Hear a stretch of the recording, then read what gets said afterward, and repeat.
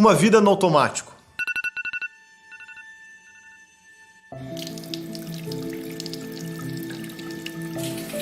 Assim, você olha, mas não enxerga o mundo em sua volta. Acorda, toma um café preto, junta a mochila em suas costas e vai trabalhar.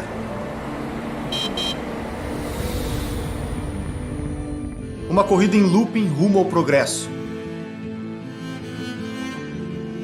Sem tempo para refletir sobre o motivo de correr tanto em uma pista circular, você é diariamente induzido a viver um ritmo que não é natural.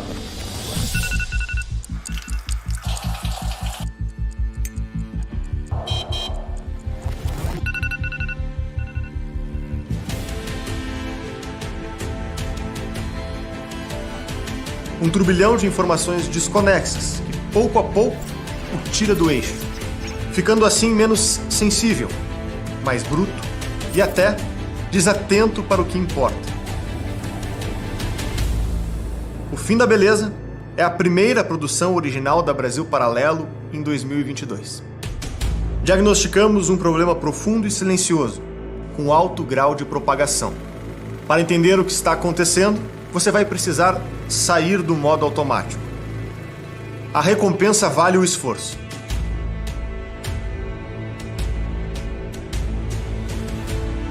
Nosso jeito de agir, pensar e perceber o mundo foi condicionado de maneira intencional.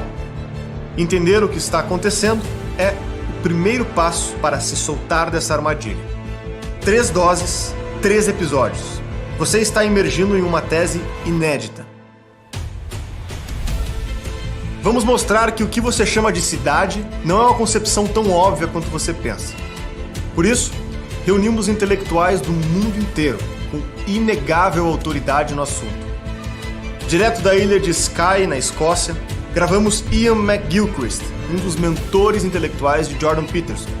Ian é pesquisador de neuroimagens da Universidade de Johns Hopkins, é membro da maior associação de psiquiatras da Inglaterra e foi eleito para o principal grupo intelectual da Universidade de Oxford.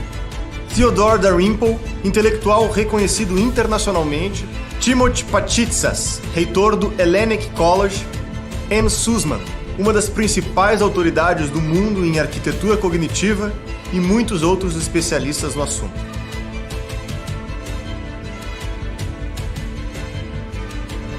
Compilar todo esse conteúdo em uma série não foi algo fácil. Viajamos pela Europa, Estados Unidos e Brasil, através de muitos países e dezenas de cidades, em busca das maiores autoridades no assunto. Mais de 2 anos validando a tese e produzindo o trabalho que você está prestes a assistir. Fizemos tudo isso sem aceitar R$1 do dinheiro público. O investimento dessa trilogia ultrapassou a casa de R$1,5 milhão. Não é fácil e muito menos barato. Corremos um grande risco a cada produção que lançamos. Mas seguimos em frente, trazendo os debates e os nomes que não são tratados no Brasil com a devida importância. Entendemos que esse investimento na cultura é indispensável para conseguirmos resolver os problemas do país. Este é o motivo de nos preocuparmos com esses assuntos e chamarmos a sua atenção para a nossa iniciativa. A produção desse trabalho e disponibilização gratuita no YouTube só é possível devido ao Plano Patriota. Trata-se de uma assinatura da Brasil Paralelo em que você, além de acessar conteúdos aprofundados da plataforma, financia as próximas produções e a expansão do nosso trabalho. 2022 é um ano crucial para o Brasil. Todos que acompanham a nossa jornada anseiam perante as restrições que a liberdade de expressão vem sofrendo no país. Foram décadas de hegemonia cultural, onde ouvíamos sempre as mesmas pessoas e empresas falando as mesmas coisas. Passamos por um longo período que ideias não eram discutidas, mas impostas frente ao silêncio das vozes divergentes. Com os principais veículos de mídia sendo mantidos em conluio com o governo, o conteúdo, que chegava na casa de milhões de brasileiros, ia de acordo com os interesses daqueles que pagavam a conta. Nascemos com o objetivo de romper esse ciclo de desinformação. Demos destaque para grandes pensadores que não tinham espaço no debate público, Decidimos nunca aceitar R$1 do dinheiro público e criamos um modelo de sustentabilidade descentralizado. Mais de 280 mil brasileiros que nos apoiam, garantindo que seguiremos firmes em uma busca constante pela verdade. Você que está me ouvindo sabe que o que está acontecendo não é normal. Precisamos estar juntos, unidos e fortes, para lembrar que a guerra de narrativas da velha mídia não é normal. O esforço diário para acabar com a história do nosso país não é normal. A restrição das suas liberdades fundamentais não é normal. Por isso, lançamos uma novidade junto a esta trilogia. Você já me ouviu falar que quanto mais forte ficamos, mais conseguimos fazer o nosso trabalho. No início do ano passado, produzíamos em um ritmo que apenas de vez em quando você viu algum lançamento da Brasil Paralelo. No final do ano, nosso time estava entregando programação diária, lançamentos frequentes no nosso próprio aplicativo de TV e celular. Recordes jamais antes atingidos de público começaram a se tornar realidade. E o mais importante, público novo, que ainda não conhecia o nosso trabalho. Tudo isso foi possível e financiado graças aos membros patriotas, que com apenas R$10 mensais financiaram os documentários, a divulgação, a expansão da empresa e a criação de novas marcas e produtos. Para começar esse ano com o pé direito, precisamos que os membros da Brasil Paralelo ampliem o plano patriota. Se antes só era possível ajudar com R$10 mensais, agora você pode ajudar ainda mais a nossa causa. Provamos ao longo da nossa história que quanto maior é o apoio dos nossos membros, maior será o impacto na cultura. Se você ainda não é um membro da Brasil Paralelo, para o vídeo agora, clique no link da descrição e financie a causa a partir de R$10 mensais. E se você já é um membro da Brasil Paralelo, para o vídeo, clique no link da descrição e escolha qual o novo valor que você consegue colocar na defesa da cultura brasileira. A cada R$10 investidos, o nosso conteúdo recebe 239 visualizações através da nossa divulgação.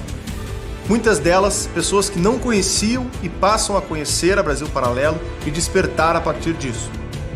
Todos os dias recebemos centenas de depoimentos sobre este impacto. Ou seja, quanto mais você investir na Brasil Paralelo, mais brasileiros estarão em contato com as nossas séries, programas e documentários gratuitos.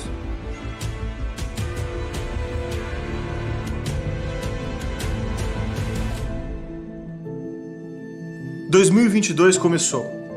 Muitos anseios pairam pelo ar, mas sabemos que com você ao nosso lado, poderemos seguir com o resgate dos bons valores, ideias e sentimentos no coração de todos os brasileiros.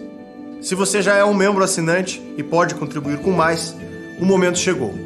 E você que ainda não assinou a Brasil Paralelo, chegou a hora de passar para o lado de cada mesa. Nós contamos com todos vocês, um bom filme e até breve.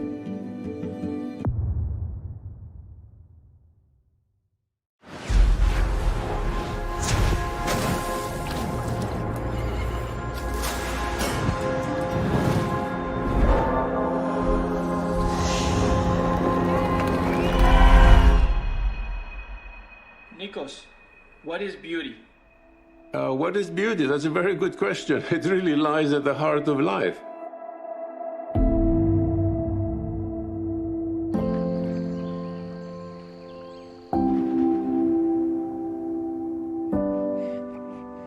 Beauty is immensely important in life and in the world because it enhances everything.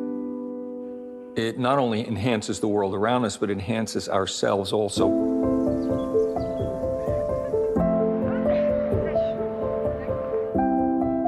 Beauty is one of the things that makes life worth living. It enriches life. Life without beauty is very impoverished.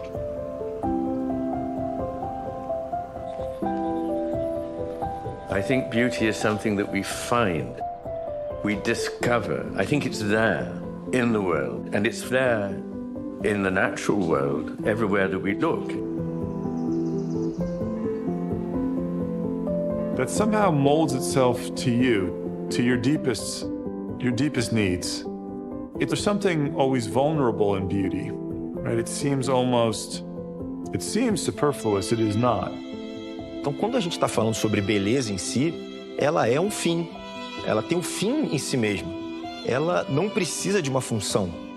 Uma linda estátua, ela não precisa me dar uma sombra ou ter um chafariz. Ela simplesmente exerce o poder em mim de uma possibilidade de eu chegar num patamar superior.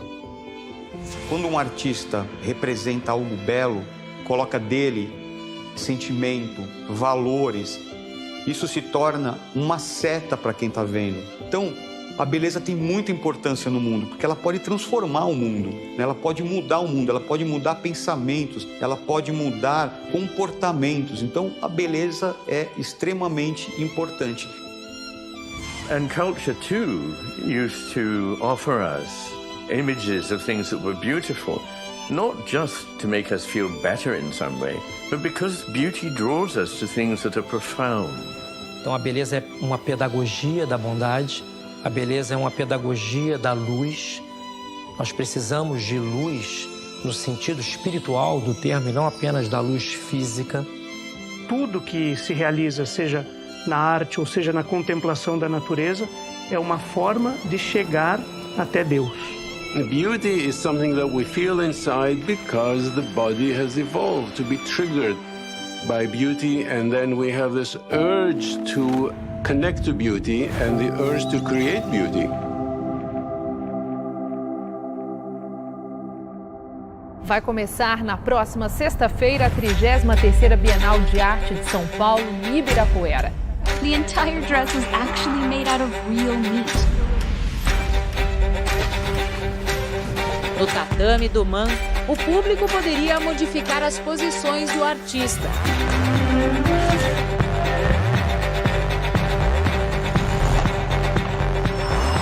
So the story of the Emperor's new clothes, as you know, is that the little boy can see that the Emperor has no clothes, right? In some ways, we're in that situation because common sense tells a lot of people that the Emperor has no clothes.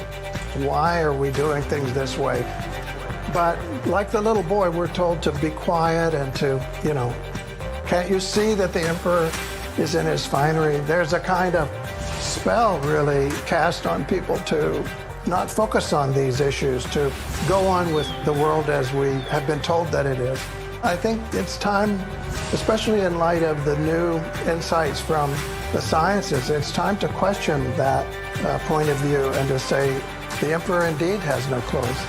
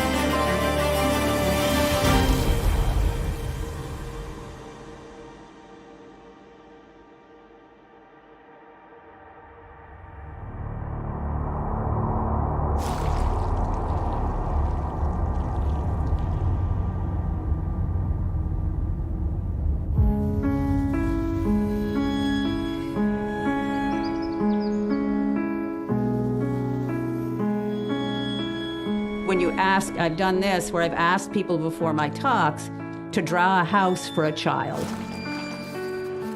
Or think back when they're 5 and someone asked them to draw a house, what would they draw? What they draw, it's amazing no matter where they're from in the world.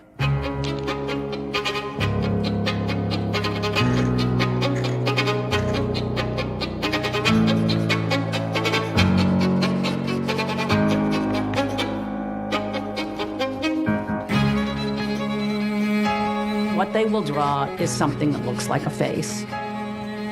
Usually a box-like thing with two eyes, you know, at the top, and then in the center of the door. And sometimes there's some differentiation, sometimes a pitched roof, sometimes not, but it's remarkably the same. The pattern you most need to see to feel soothed and regulated is the face, and you need to see that in buildings. O rosto caracteriza as pessoas. Você tirar o rosto, você torna as pessoas lineares, você tira as diferenças, você tira a individualidade do ser humano. Por isso que o rosto é muito importante numa obra de arte, porque ele se comunica, ele passa sentimentos, ele passa mensagem. Então o rosto é extremamente importante. As pinturas, a arte, né, vamos dizer assim, ela acaba sendo reflexo de um agir moral. Seja nos vitrais das catedrais, seja na pintura, seja na escultura, a arte tem um rosto. A arte tem um rosto. É alguém, tem personalidade. Não é mera abstração.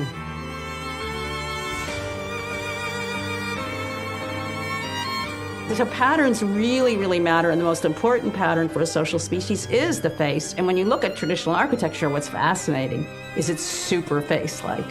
It looks very, very face-like to feel regulated and for your nervous system to calm down. We used to think that it took babies quite a long time to understand or respond to a human face, but we now know that within 45 minutes after birth, they begin to imitate facial expressions. And that communion between the mother and child is absolutely central to the establishment of a confident, independent individual. Sofia, você gosta de desenhar casas com rostos? Gosto. Por quê? Porque assim eu me sinto mais feliz. Você acha que todas as casas que você vê na rua têm rostos? Não. E aqui em São Paulo, tem rostos? Tem algumas que têm desenhos, mas assim, rosto não tem.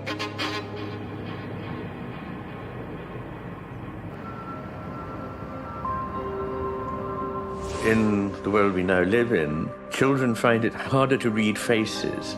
I was staggered to discover that teachers now regularly have to teach children how to read a human face. That to me is shattering, because there is nothing more important than that communion between humans that happens through mutual gaze, through the understanding of facial expressions. And if you actually have to teach that in a mechanical way, it means that some part of our humanity has been lost. Quando você tira o rosto da frente da pintura e a paisagem que era apenas um fundo vem para frente da pintura e se torna apenas isso a arte, você tirou a pessoalidade, né, da arte e da beleza. E ainda mais, quando você abstrai, inclusive a natureza como objetiva, e faz com que isso se torne uma coisa fragmentada, você, além de abstrair a pessoa, você está abstraindo a própria natureza no qual a pessoa deveria viver. Por isso que eu amo pintar retratos. E uma coisa que a gente vê hoje é que os artistas eliminaram a figura.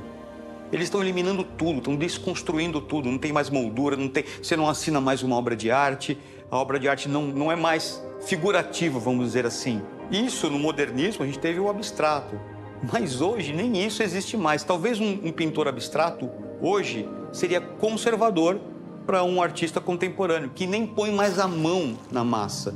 É totalmente desprezada a artesania, o dom. Ele contrata alguém para quê? Para executar a ideia. E isso é o quê? Um publicitário.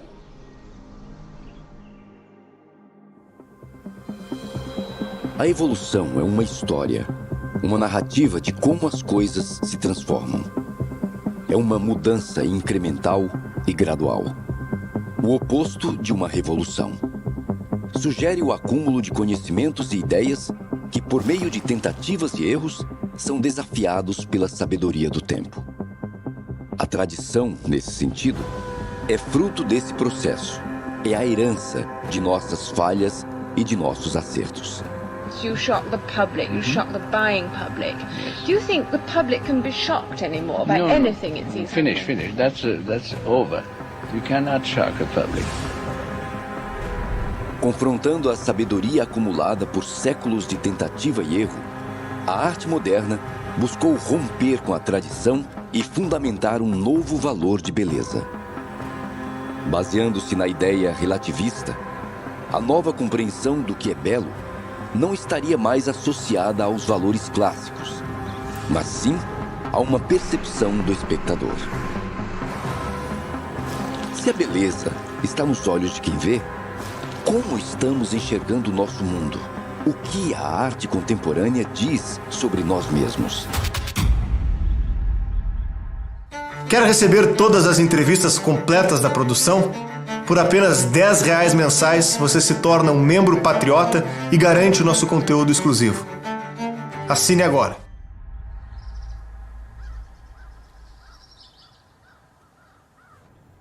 Yes, I did an exercise with my graduate students that I was teaching for a number of years. I would ask them questions every week. And one week I gave them a question where I said, I showed them a piece by Pollock, and I asked them to do a very specific thing. I wanted them to analyze the piece and write why this was good. Describe its value and why it's beautiful. And they did. These are graduate students. They were not undergraduate students. And they, almost to the student, wrote glowing reviews of this piece using the same standards that one would apply to art of that period. When it was over that week, I let them know that it was not really a Pollock, it was a close-up of my studio apron.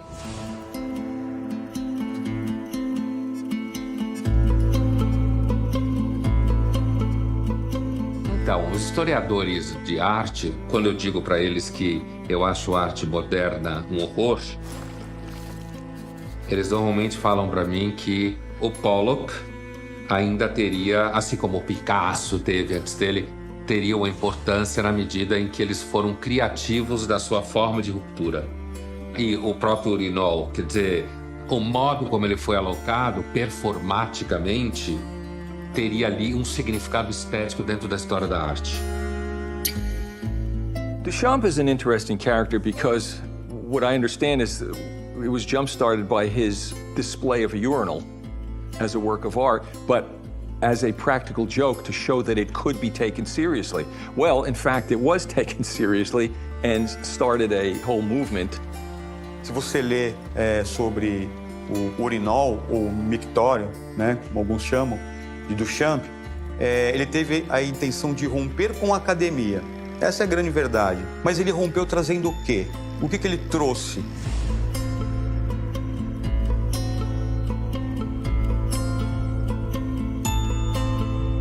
But as I've often pointed out, almost like a joke, where once you've heard the punchline, you're not going to want to hear the joke again generally, because you know it's coming and it's over. You've laughed the one time, next.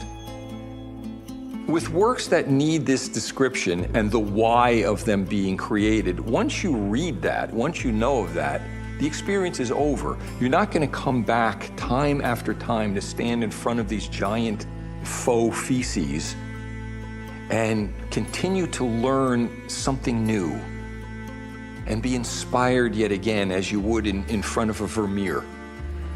It's all about the idea, and in this case, ridiculous ideas. Parece que é um homem que está voltando a praticamente uma adolescência e a uma infantilidade. E aos poucos que o tempo vai avançando, mais hedônico e mais infantilizado é o homem. Os artistas, eles hoje, eu vejo que eles retratam muito caos interno e eles colocam isso nas suas obras. Porque o que importa agora é a, entre aspas, genialidade do artista para com a realidade que o cerca. Logo, todo mundo é artista, se formos pensar desse jeito. And therefore, if an artist's work is all about feelings and nothing else, you're left with nothing but that person's individual feelings, which can't really be criticized or critiqued, rather. And again, if not buttressed by aesthetic standards, all you're left with are feelings. Aquilo que eu normalmente falo que é uma picaretagem, que seria mais especificamente a própria arte contemporânea, que você precisa ter quase que um manual que diz por que aquilo deve estar na Bienal e por que aquilo você deve achar legal, e se você não achar, você é ignorante. Quer dizer, e não uma experiência estética que você consegue sentir só diante dela. Modern art? Modern art. Our specialty, starting now. I don't get it. Of course you don't. Am I too old? Of course you are. Why is this good? It isn't good. Wrong idea. That's no answer. My point. You see the girl in it? No. Trust me, she's there. Since art is a visual medium, if it doesn't live up to the standards of the aesthetics of the visual, it's failed. Então, esses historiadores da arte vão dizer que esses exemplos que você deu, de alguma forma, eles ainda estão na tradição, na medida em que eles estão fazendo uma operação terrorista contra a tradição. E aqueles que são derivados dele, aí já não tem mais tradição nenhuma, apesar de que os historiadores vão dizer que ainda a arte contemporânea ela continua tendo o seu sentido, porque ela ainda está dialogando com a tradição, ela está superando a própria ruptura da tradição. Mas aí a minha impressão é que, na realidade, é quase uma conversa de loucos. One way to tell if a modern artist actually knows what he's doing is to get him to paint you a horse, flower, sinking battleship, something that's actually supposed to look like the thing that it's actually supposed to look like. And he'd do it. Look at this. Drawn in 45 seconds right in front of me with a bird matchstick. Perfect sparrow. That's inside. May I keep it? Don't be stupid. Of course not. The point is, he could paint this beautifully if he wanted. But he thinks this is better. I think I sort of agree with him. To consider a 340-ton boulder, which had been brought from a quarry to the Los Angeles County Museum of Art, as a work of art, surely must be the best example of the Emperor's New Clothes. It wasn't even sculpted. Michelangelo created the David out of entire boulder. But this is just a boulder.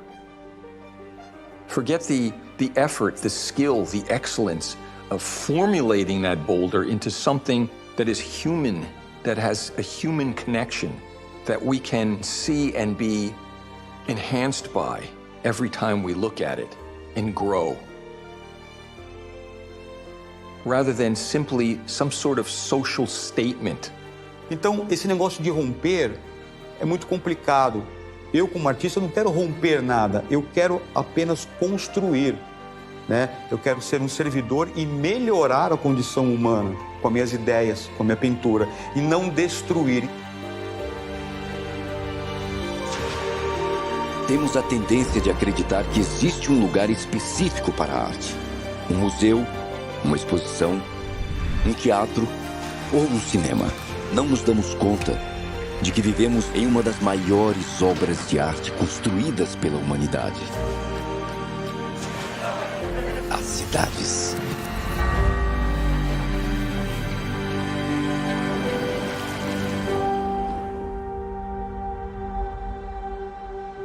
A arquitetura não é como as outras artes. Ela é a materialização de um grande processo. Architecture is so important because it disappears in people's consciousness. People don't see it the same way that they see a painting or a decoration. It becomes the very frame in which we exist. It's that form of art with which we're most intimately involved in some ways. Other than perhaps music, but you can turn off the radio, but you can't turn off your city. Se habitamos uma obra de arte, por que construímos um mundo que parece ter se esquecido da beleza? There is a great Finnish architect, Juhani Pallasmaa, who wrote a book called The Eyes of the Skin. And it's really about this dehumanizing of architecture.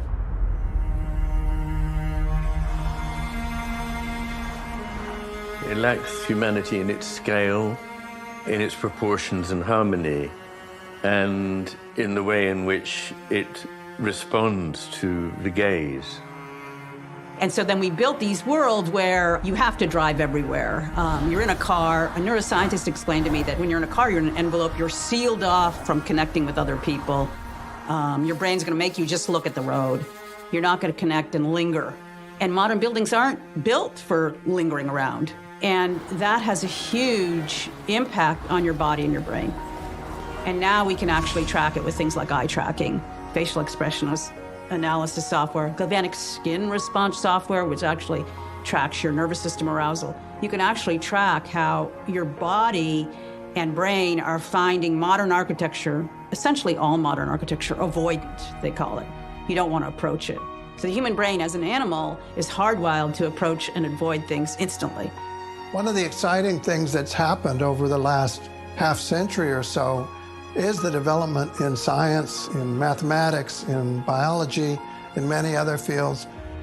Understanding the geometry of the physical world, of the natural world, and the geometry of the human world, the way that we perceive environments, the way that we respond to them, the way that our brains actually understand and feel well in certain environments and not in others.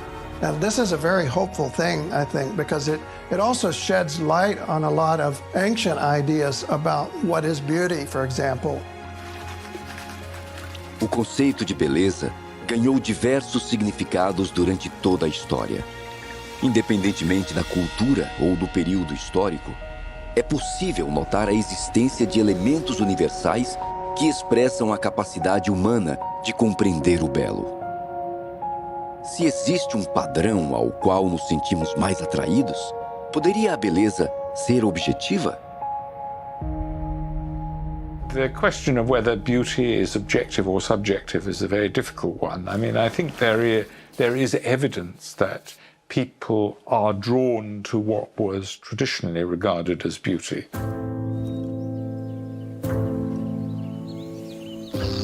There is one scientist named Richard Prum at Yale. They've pretty much shown that birds have an evolved aesthetic preference, especially what are called bowerbirds. And bowerbirds actually do mating because the male actually does puts together a bower made out of twigs and even man-made objects. And if the female likes the bower, she mates with him. And it has to be beautiful enough that she will like it enough to mate. So he really thinks that humans and animals both have instinctive senses of aesthetics. So, for example, it's quite clear that the vast majority of people prefer traditional architecture to modern architecture.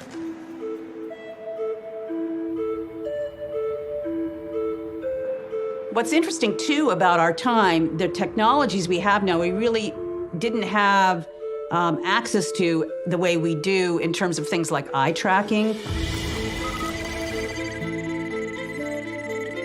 Eye tracking uses technology that can show us how your eyes move without your awareness. And that information is huge because advertisers, package designers, sign makers, they use that information to see how impactful their designs are having. So what eye tracking is amazing at doing, and you need to use the technology to get this, is when you eye track a building that doesn't have detail, you immediately see the brain doesn't want you to look at it. If a building is blank, the brain will make you look at its edges or around to something else. It'll make you look at the people, it'll make you look at a sign, but it's not gonna look at the building. When the building has ornamentation around a door or window, then your brain focuses on that door or window.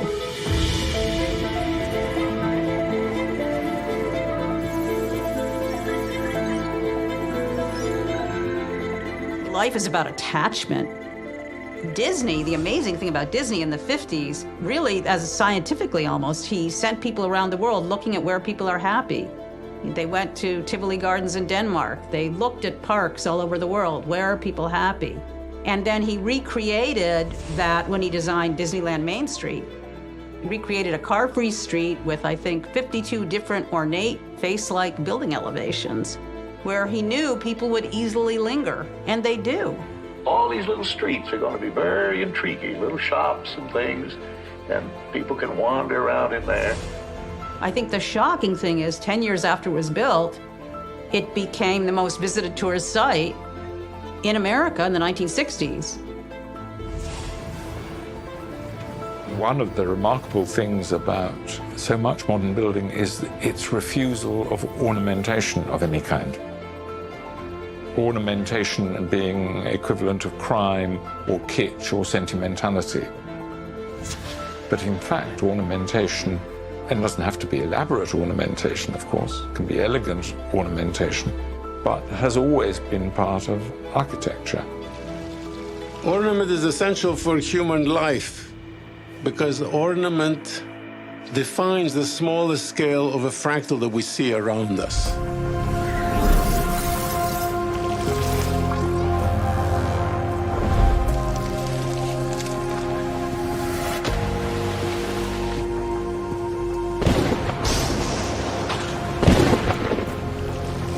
The fractals are the Dionysian hierarchies. They're the hierarchies that Neoplatonism thought were the character by which God created the world. So the notion of a fractal is that a basic pattern repeats itself at every other part that makes up the big thing. So you have a big thing, you have small things inside, parts, and all those parts have the same shape as the main one.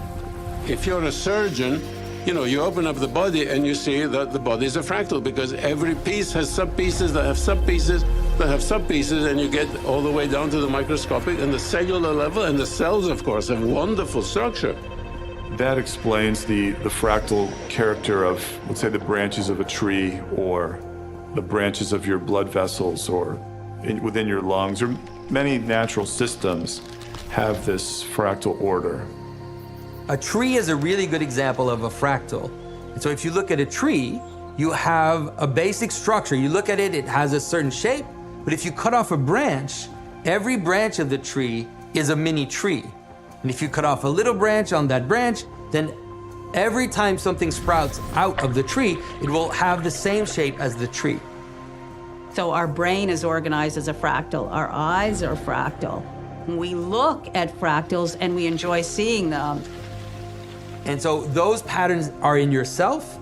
So in yourself, you have a bunch of stuff, a bunch of thoughts, a bunch of intentions, a bunch of feelings. And in order for you not to be a schizophrenic or to go crazy, you have to somehow be able to unify that multiplicity into one, into a heart, let's say, into a center.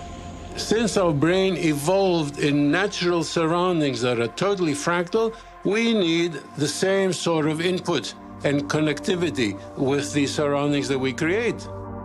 And as proof, look at all the traditional architecture. But also look at the day-to-day utensils, the furniture, the pots that we use all around the world for millennia. Things have ornament. Why? Because we need it. If we didn't need it, it would be totally plain, just like the modernists like. Olha, para os modernistas, o ornamento é quase que um crime, né? Mas quando a gente analisa toda a história da arquitetura antes do século XX, o ornamento sempre foi muito importante para caracterizar uma sociedade. Quando a gente volta lá para a Grécia Antiga, por exemplo, a gente vai ter ali em diversas edificações aquele capitel na ordem coríntia com as folhas de acanto. Ora, o acanto é uma planta nativa da Grécia. A gente consegue ver em diversas partes daquelas edificações, por meio do ornamento, características de um povo, de uma sociedade, de uma cidade, características vernaculares.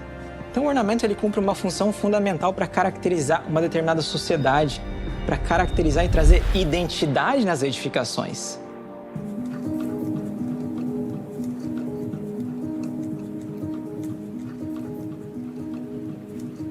We have, as in all other cultures than our own, we have a degree of duty to those who came before us, to our ancestors. And we have a degree of duty to our descendants, to those who come after us. But our sense of time has lost its depth, both the depth of the past and the depth of the future. It's lost direction. It is instead a time slice. The past represents millions of experiments of trial and error, and humanity has selected the successes most of the time. So it's like science. We have documentation. You don't want to have to spend 3 years reinventing something that is already known. I think that many of our ideas about modernity have turned out to be quite naive and quite primitive, and we're slowly, painfully learning that we need to understand and respect the deeper patterns of transformation over time. Está gostando do documentário? Saiba que você pode ter muito mais em nossa plataforma. Por apenas R$10 mensais, você assiste mais de 60 produções originais com cenas exclusivas. Assine agora.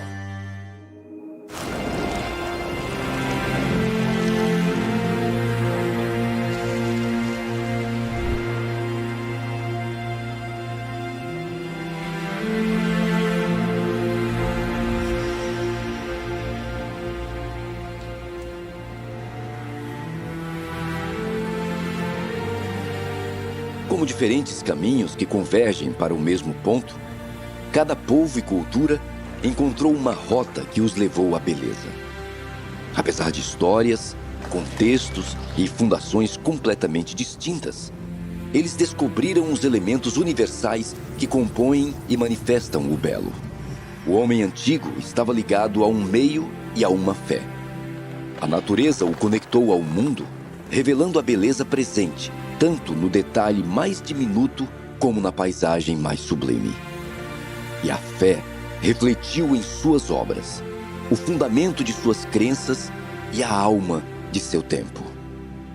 É a partir desta ligação que seu ser foi forjado, que sua cultura floresceu e que seus valores se materializaram por meio de sua arte.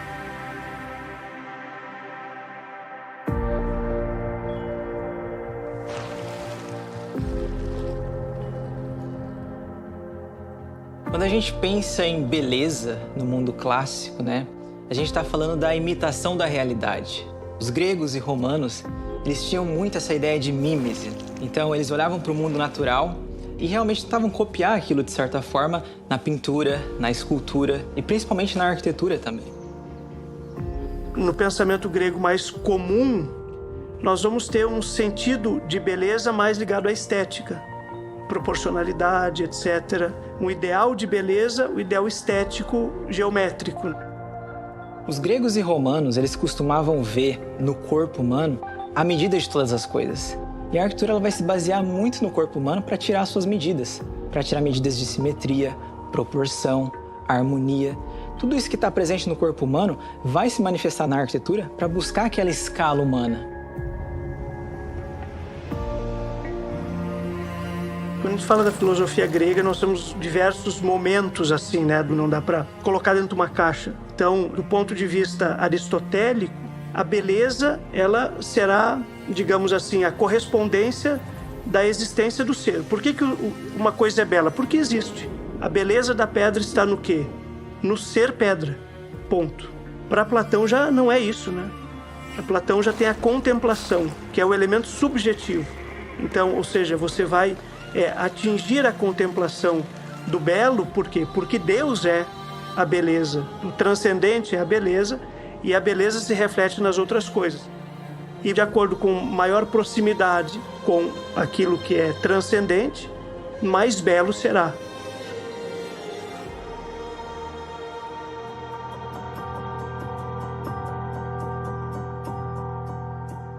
A filosofia grega buscou trazer luz sobre diversos questionamentos que afligiam a razão humana. Dentre eles, o que é a beleza? Platão defendia que o belo estaria indissociado do bem e da verdade. O bem seria o elemento que une. A beleza, o fator que eleva o homem. E a verdade, o objetivo último que devemos buscar.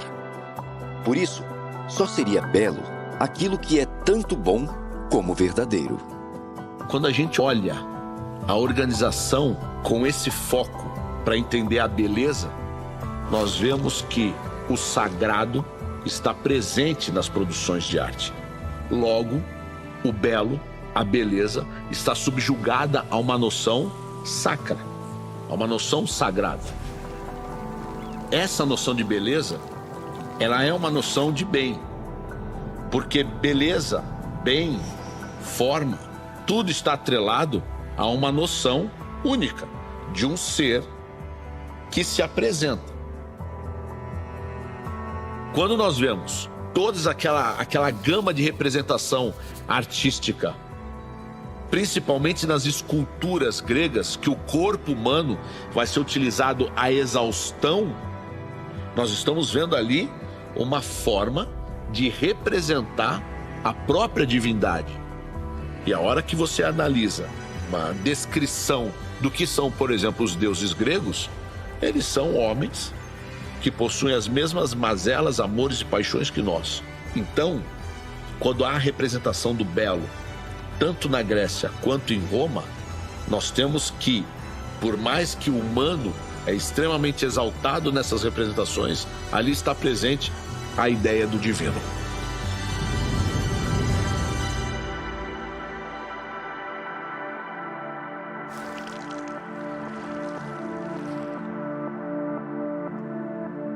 Com a Idade Média, a dimensão do sagrado ganhou um novo nível de profundidade e significado. Foi por meio da escolástica que a estrutura do pensamento filosófico foi incorporada à teologia cristã, conciliando a doutrina da Igreja aos conhecimentos desenvolvidos pela civilização grega. Nesse processo, a ideia e o significado do belo também sofreram modificações. Santo Tomás, ele quando na Suma Teológica fala sobre a beleza, quando ele fala sobre isso, ele fala do ponto de vista objetivo e subjetivo. Do ponto de vista objetivo, a beleza está ligada à forma das coisas, mas não apenas a forma como uma questão geométrica, mas como uma questão ontológica, a questão do ser. Então, uma coisa, ela é mais bela à medida em que ela tem mais proporcionalidade, diz Tomás de Aquino, e claridade. Mas volto a dizer, esse proporcional não apenas numa questão de medidas, mas de adequação à forma daquilo que deve ser. Por meio da união entre o pensamento grego e a fé cristã, São Tomás de Aquino descreveu a beleza a partir de 3 principais elementos: integridade, proporção e clareza. Integridade. Quanto mais um ente expressa sua plenitude, mais próximo estará da perfeição e, portanto, mais belo ele será. Proporção. A harmonia entre diversas partes para que a ordem expresse um fim que seja próprio da beleza. E clareza. O que é belo transborda a essência de seu ser, ou seja, lança a luz sobre sua própria natureza. Para São Tomás, esses 3 elementos representam não apenas uma definição conceitual sobre a beleza, mas também uma compreensão teológica de quem é o ser que a representa. Quem é o, digamos assim, o modelo que Tomás de Aquino tem diante dos olhos? É Jesus Cristo. Durante a Idade Média, a figura do Cristo, do Messias, que quebra com toda a continuidade vinda de Grécia e de Roma e inaugura a realidade mesma, que vai ser a cristandade, vai ser aquilo que será o tom final para o mundo ocidental e, de certa forma, para o mundo. A noção da arte, da beleza, continua estando atrelada ao sagrado.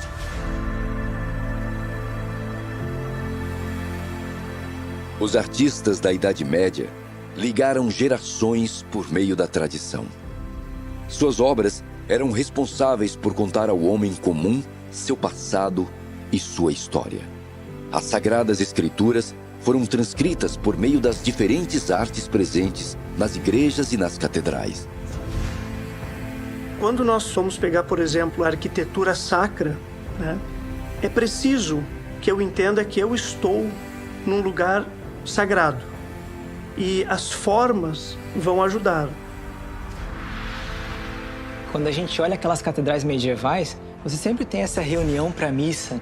Todas aquelas pessoas se reunindo, vamos colocar assim, domingo de manhã, para ir naquela edificação. E quando elas chegam naquela edificação, elas conseguem se deparar com uma catedral cheia de símbolos. A gente consegue perceber esses símbolos nos vitrais, nas pinturas, nas esculturas. Então a gente tem uma função pedagógica aqui que ajuda aquelas pessoas a compreenderem a própria fé. O grande significado da religião é levar o homem a Deus. O templo vai ser importante para isso. Interiormente, na igreja, nós precisamos trazer elementos que remetem à natureza. Então nós temos, arabescos, temos voltas, temos formas que vão me remeter a, por exemplo, aquilo que Deus criou, né? Só que aquilo que Deus criou, agora tocado pela mão humana e transformado em arte. Então, nós temos essa necessidade de hierarquia, não só pessoal, mas de hierarquia arquitetônica. A luz, ela vai ser utilizada a exaustão naquilo que, no meu ponto de vista, é a maior das obras na Idade Média, que são as catedrais góticas. Elas cumpriram assim uma função primordial no imaginário do medievo. Quando a gente imagina aquelas pessoas passando durante anos e anos na frente de uma catedral que estava sendo construída durante 100, 200, 300 anos, elas conseguem encontrar uma história significativa ali. A gente pode dizer que elas eram grandes livros de pedra. Elas não têm apenas aquele aspecto funcional. Gerações e gerações trabalharam em uma mesma catedral. Então, na Idade Média, a gente consegue ver a catedral no centro da cidade, ocupando o imaginário dessas pessoas e fortalecendo esse imaginário.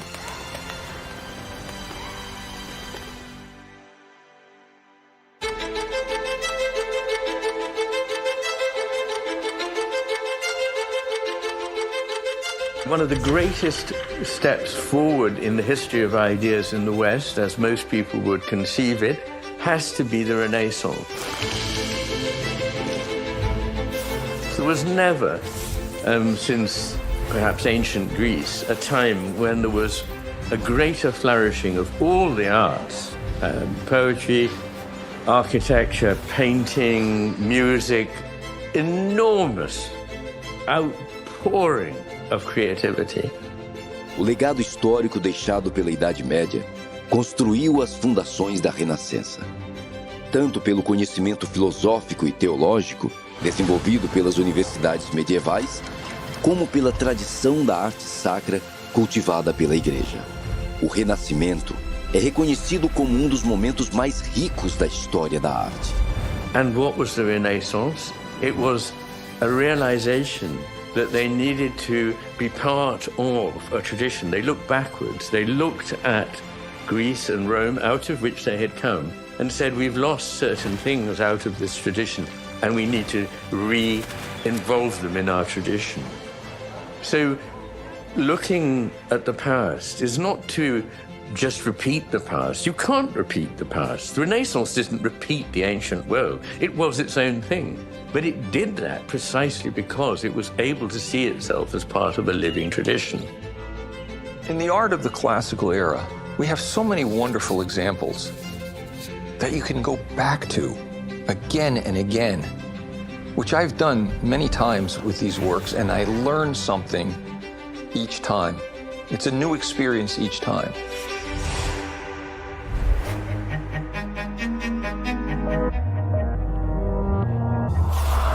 As obras da Renascença ainda dialogavam com a sacralidade, mas diferentemente do que ocorria na Idade Média, agora a figura humana havia se tornado a protagonista, revelando por meio de suas virtudes o que de mais elevado poderia existir no homem. Quando a gente olha para a Grécia Antiga, a gente tem aquele antropocentrismo muito forte. Esse antropocentrismo ele chega de uma maneira muito interessante também na obra de Vitrúvio. Vitrúvio, arquiteto romano, que vai ver o homem como medida de todas as coisas. Então o corpo humano ele passa a ser uma medida para a própria arquitetura, para a concepção da arquitetura. Essa ideia chega no Renascimento, a gente vai ter até Leonardo da Vinci, baseado nesses escritos do Vitrúvio, criando ali o homem vitruviano. Então a arquitetura na história, ela sempre teve uma relação com o corpo humano. A famosa frase de Protágoras, o homem é a medida de todas as coisas, ele é a medida de todas as coisas no povo grego. Mas acontece que esse é um homem que ele é feito à imagem dos deuses. Ele não é um homem racionalista, não é um homem filho do humanismo renascentista. Quando essa mesma frase de Protágoras é utilizada a partir dos renascentistas, o homem é a medida de todas as coisas, esse homem renascentista pós-Idade Média, ele não é um homem feito à imagem de Deus, ou no caso dos gregos, dos deuses. Ele é um homem que foi retirado essa questão deificada, teísta, foi retirado a sacralidade dele e deixado apenas o antropos, apenas a humanidade. Nós estamos falando de uma representação de um homem apenas, não um homem que tem a centelha divina. Então, é esse ponto que tem que tomar muito cuidado na hora de fazer o balanço e a comparação entre o humanismo renascentista e o humanismo presente na Grécia e em Roma. Óbvio que do ponto de vista de produção artística, com os grandes nomes, Rafaelo, Michelangelo, Da Vinci, todos esses grandes nomes aí, eles possuem uma importância única nesse meio social. Mas parece que a decadência está começando a ocorrer. Esse homem, ele vai impregnar suas obras com os homens. O grande escritor Chesterton dizia: o Renascimento foi também a morte de muitas coisas belas, porque no Renascimento resgataram-se formas gregas da beleza, o número de ouro, e, no entanto, se perdeu em espiritualidade muito. O homem ainda apontava para Deus, mas em seu olhar era perceptível o desejo de quem ansiava por mais. O humanismo inaugurou uma ruptura sutil, mas que aos poucos deixava a tradição e a fé de lado e colocava o homem como o centro de todas as coisas. Complicado esse momento aqui para a humanidade e a gente está colhendo os frutos disso, porque você muda a perspectiva. Então, quando eu faço essa mudança de um teocentrismo para um antropocentrismo, eu começo a mudar todo o entorno, com um pretexto de que eu quero recuperar aquilo que se havia perdido. Aos poucos, os valores humanistas começavam a disputar espaço com o sagrado. Bastaram poucos séculos para que os ideais que colocaram o homem como centro da existência deixassem de expressar suas virtudes humanas e passassem a representar seus vícios. Quando nós temos a produção artística, ela está sendo a produção para o próprio homem, para o outro homem, porque é ele agora o símbolo central da sociedade. É por isso que nós começamos a ver o desenvolvimento dessa ideia humanista muito forte nesses movimentos renascentistas, e essa ideia vai atingir o ápice com o movimento do pensamento iluminista. A partir das diferentes interpretações e compreensões da realidade, grandes pensadores do iluminismo acreditaram ser capazes de projetar um novo mundo. A sociedade passava a ser o palco de suas ideias e teorias.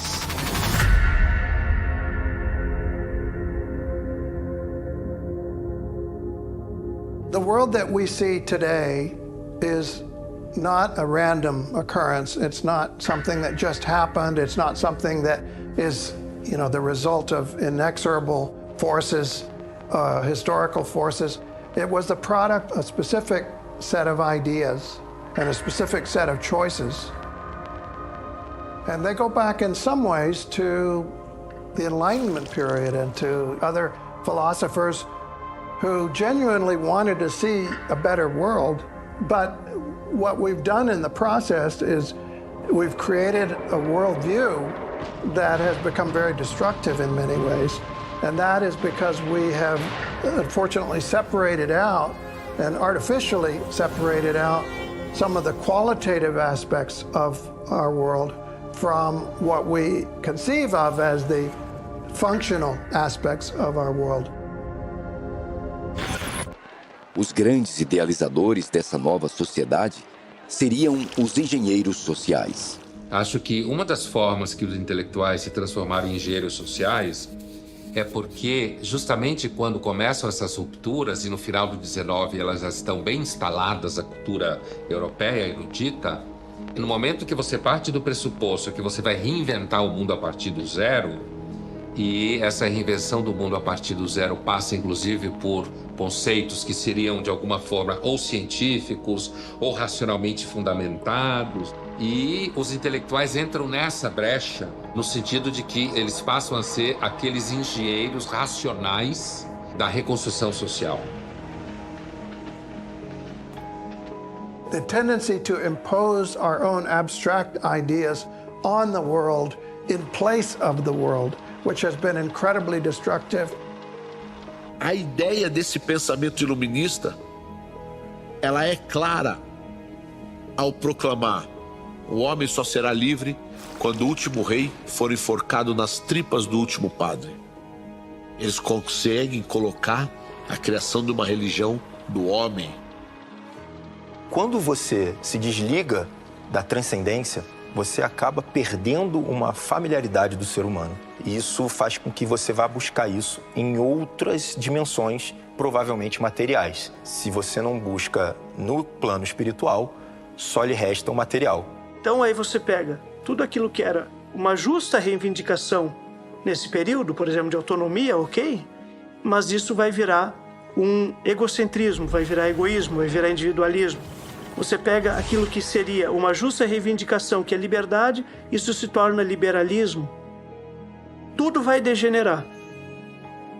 Né? Tudo vai degenerar. E aí nós vamos sair do período de um iluminismo para um período da modernidade, cujo centro não é mais nem o ser humano. Ao se desconectar da tradição e cortar suas raízes com o passado, a modernidade colocou de lado a sabedoria acumulada por séculos de tentativa e erro.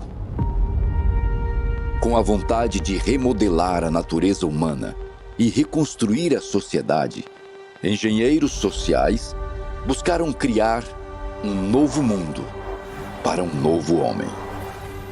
Modernity, as we think of it today, is a construct. It's an artificial idea. It's an ideology. It's a brand, if you will. It's a set of campaign ideas that suggest that we should entrust the fabrication of our world to a certain group of people who know better than we do about how to shape the world. Is that it is almost a kind of madness in which you discard all other kinds of knowing, all that we might call wisdom, indeed understanding simply, and replace it with the following of logical rules in the way that a rather second-rate bureaucracy would try to decide on a matter. Parece que o intelectual ele é dos que se apresentam ao emprego de reconstrutor do mundo, uma vez que o processo de ruptura moderno, capitaneado pela burguesia, criou essa devastação em que, ao mesmo tempo, a gente devasta, flerta com niilismo, mas não assume. The basic idea behind modernism is to take on the role of God, to believe that technocratic humans with a lot of money and a lot of power can shape the world. There's a total lack of humility. There's a total lack of appreciation for the complexity of nature. This is catastrophic because it puts a small group of people to replace God, to believe that we can do anything we want. We can go in and cut down the forest and build skyscrapers there. What are the consequences? Well, they don't believe there are any consequences because a certain class of technocratic humans have the power and they become omnipotent, but omnipotent puts you in the position of God. As pessoas talvez que fazem o mau uso da razão se colocam fora da realidade. e usam a sua razão para adulterar a realidade de acordo com a sua ideia, que é a base da ideologia. So we have destroyed so much of the world because of this arrogance. There is this arrogance. Modernism and modernist planning comes with an arrogance that is frightening. It is accepted, and people don't think twice about this terrible arrogance. Nobody thought about this. They still haven't thought about this. This is no way to lead a life or to bring sanity to a society. In fact, it brings insanity. Se abstraiu tanto a pessoa, né, que o reflexo lá na arte é: não tem rosto, não tem natureza, você tem talvez um apanhado de formas e basta. O legado dessas ideias está materializado no mundo em que hoje vivemos. A arte apenas reflete a essência dos delírios do homem moderno.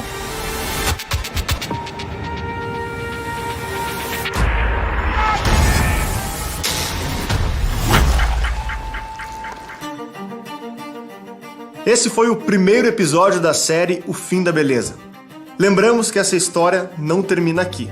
Amanhã, dia 22 de fevereiro, às 20 horas, estreia o segundo episódio. Produzir esse trabalho e disponibilizar de graça no YouTube só é possível graças ao Plano Patriota. Trata-se de um plano de assinatura da Brasil Paralelo, em que você, além de acessar conteúdos aprofundados em nossa plataforma, financia as próximas produções e a expansão do nosso trabalho. Queremos seguir prestando um serviço cada vez maior para o Brasil, mas só conseguiremos isso se você vir para o outro lado da mesa e apoiar a nossa causa. Investindo apenas R$10 mensais, você financia nossas próximas produções. Esse valor permite a continuidade e a expansão da nossa iniciativa. Se você aprendeu algo com o episódio, avance e permita que mais brasileiros possam aprender também. Além de apoiar, você também recebe acesso à nossa plataforma de assinantes com mais de 60 produções originais e seus respectivos conteúdos estendidos. São cenas que não foram para o YouTube, entrevistas e muito mais. O futuro da educação brasileira depende de você. Aperte no link presente na descrição desse vídeo, assine agora e torne-se um membro patriota. Até breve.